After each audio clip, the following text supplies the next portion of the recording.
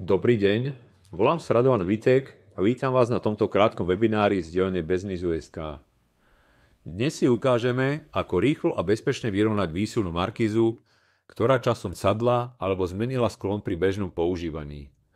Nebudeme riešiť žiadne iné problémy, sústredíme sa len na jeden a tým je nevodorovný predný profil markízy.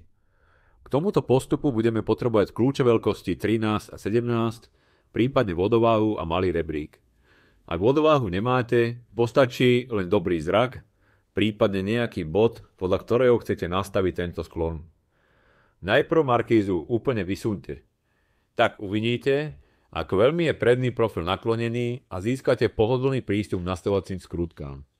Následne skontrolujte, ktorá strana je nižšie.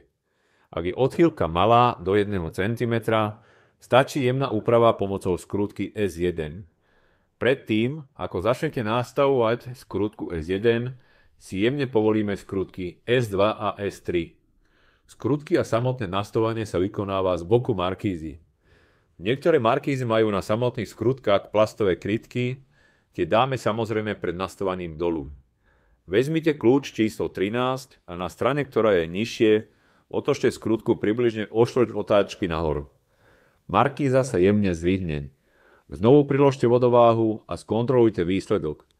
Radšej viac malých otočení ako jedno veľké. Ak je rozdiel väčší, alebo ak jemné doladenie nestačí, prichádza na rad skrutka S2. Tá sa nachádza v ozubenom segmente ramena. Skrutku uvoľnite kľúčom číslo 17, vyťahnite ju a zasunte do vyššieho otvoru a znovu dotiahnite. Posun o jeden otvor zmení sklon zhruba o 15 stupňov. Rovnaký postup vždy zopakujte aj na druhom ramene, aby markíza zostala symetrická. Keď máte hotovo, ešte raz kontrolujte vodováhou. Ak je bublinka presne v strede, sklon je dorovnaný.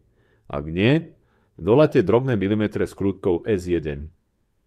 Ak budete spokojní s nastavením, následne dotiahnete skrutku S2 aj S3.